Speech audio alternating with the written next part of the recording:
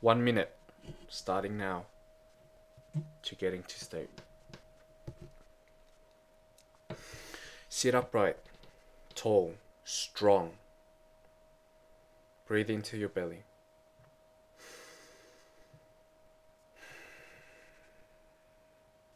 Every breath in, go high in your pose. Every breath out, relax into your heights. Breathe in down, down, down, into the depths of your abdomen. Let the breath give you power, because today we talk about the warrior.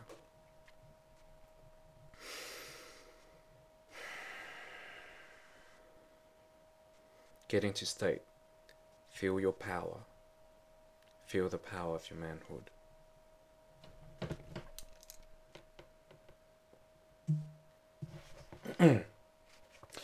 The characteristics of the warrior in his fullness amount to a total way of life, what the samurai call a do. D-O. Hang on a second. Do, which meant way. These characteristics constitute the warrior's dharma, mat, or Tao, a spiritual or psychological path through life. I find it extremely interesting that this section begins with a reference to the samurai. I think that the samurai were the just magnificent examples of a warrior culture, and we will be returning to the samurai mindset in a later date when I finish elements of Taoism and spirituality and Zen.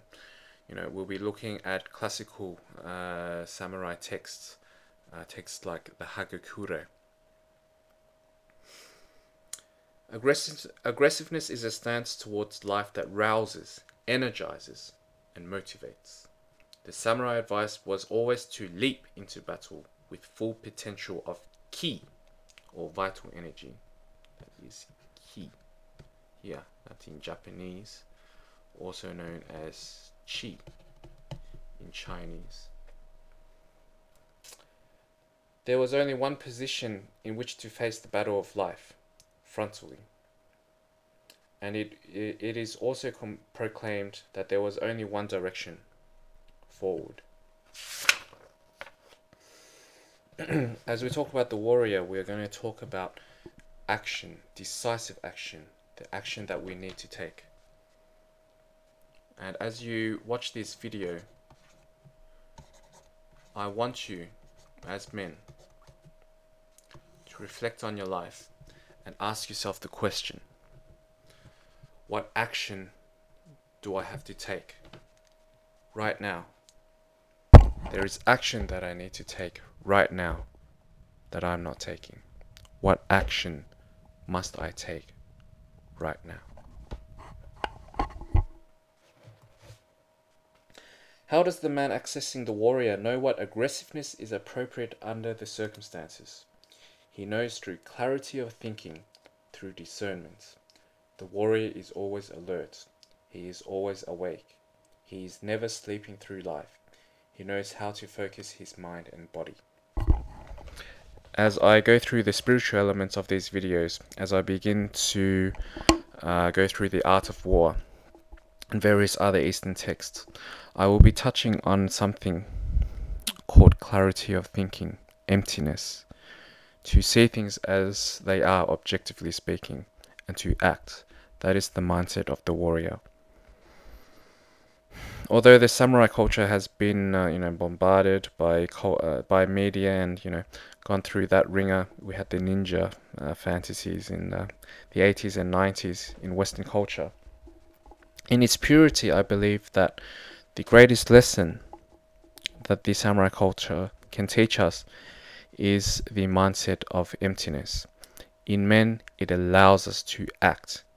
It allows us to act without hesitation.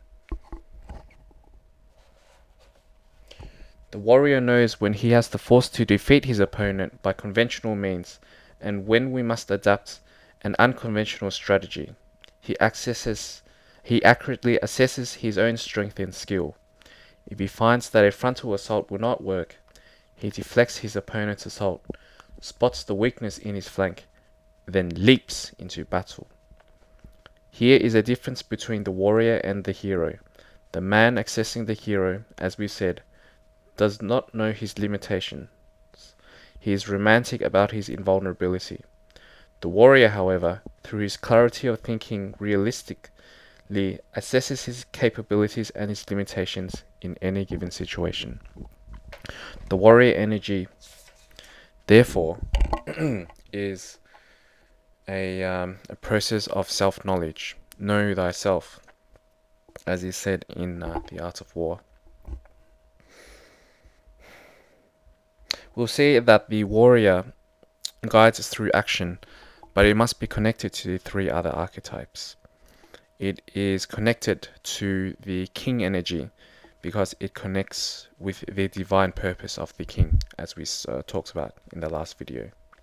It connects with the magician energy that we'll explore very soon in the near future. And the magician energy guides the warrior into what action must be needed, which action, what type of action, when is the time to act.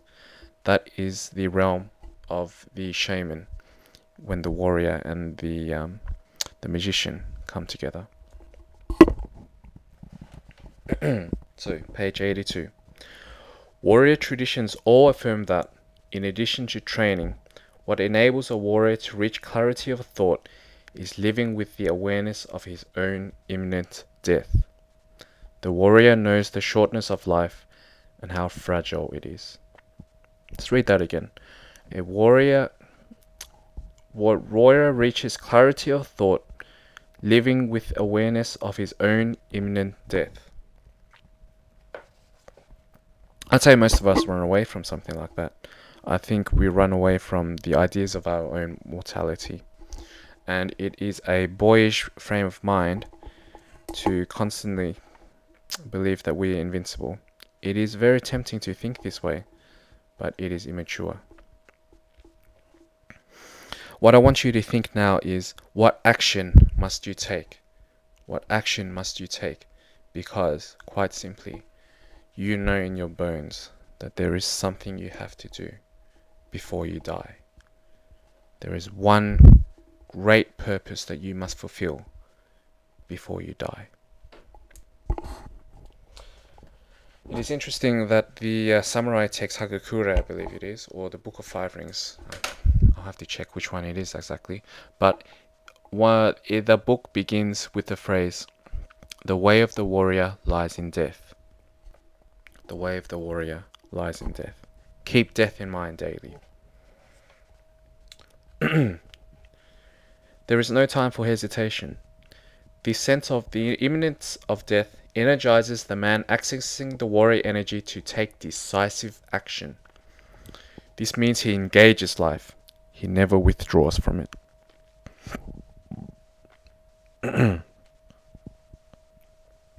Part of what goes into acting decisively in any life situation is training. The warrior energy is concerned with skill, power and accuracy, and with control, both inner and outer, psychological and physical.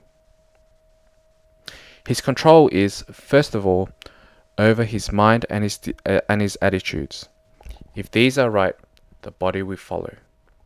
Discipline means that he has the rigor to develop control and mastery over his mind and over his body. So, the warrior energy is what drives us towards mastery. We may fantasize about the Renaissance man and jack of all trades kind of man who is good at everything. But in truth, man needs to be proficient in one thing above others to achieve mastery in one art form. And in fact, turn his proficiency into an art form so that he's the best in the world at what he does. Choose your discipline, know your path, know what you are meant to do, and become so fucking awesome at it. Sharpen the sword in your hand so that when it comes to it, you can cut through.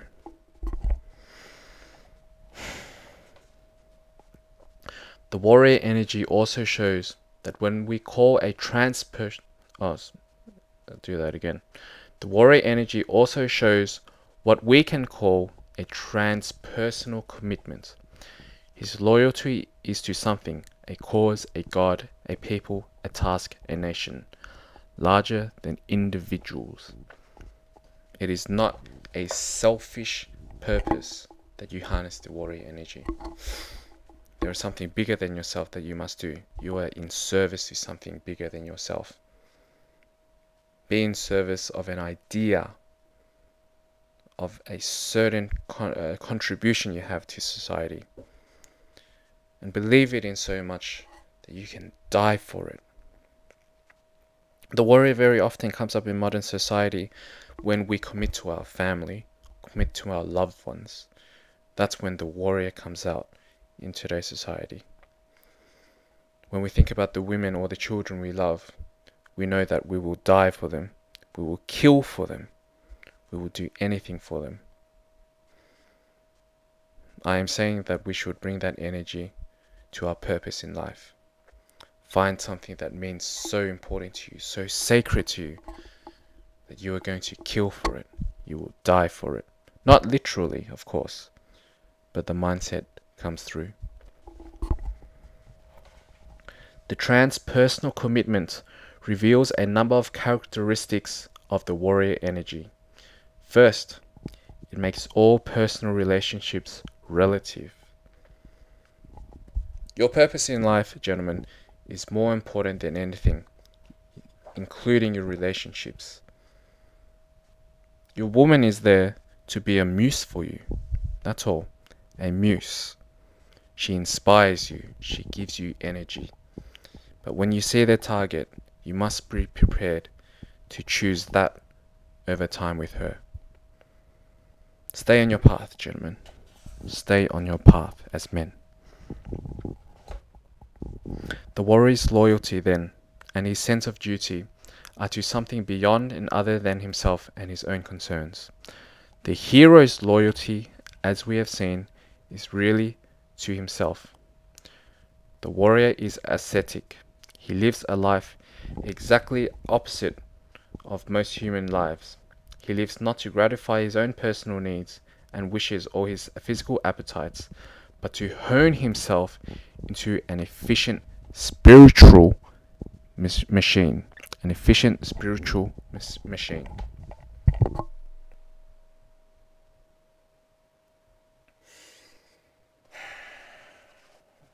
The man who is a warrior is devoted to his cause. He is emotionally distant as long as he is in the warrior. Now, when it is time to take action, then you must disconnect from the lover inside of you. When it goes on its own, the warrior can be completely destructive. It is opposed to the lover inside of you, but it needs the lover. When it is mixed with the lover in daily life, it creates art form, as we'll see. But when action must be taken, decisive action, the lover must be put aside.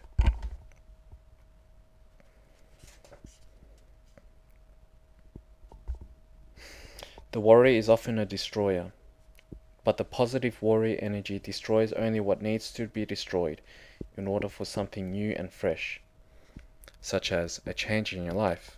I think this is very true in most men.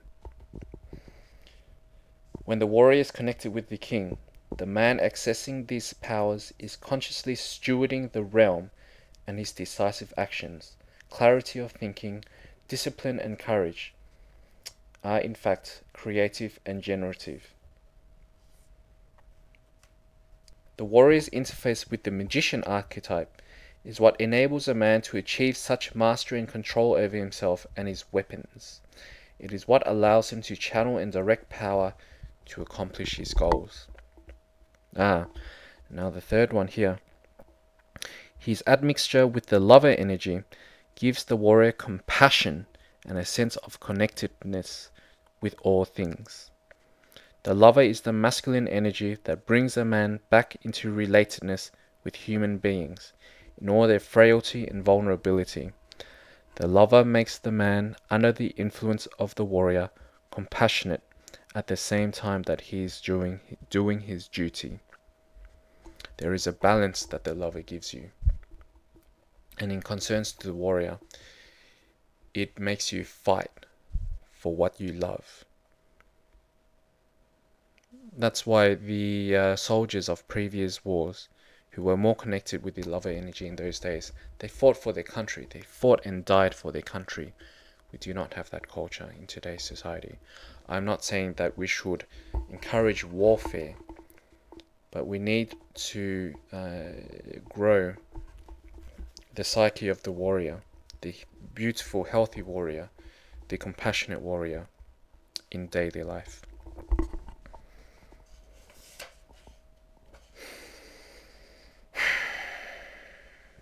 I like to end this by saying that this is a very difficult topic for many people. That is because we project the warrior in negative ways. And as we go forward into the shadow elements of the warrior, we'll see how, when in shadow, the warrior conquers and destroys.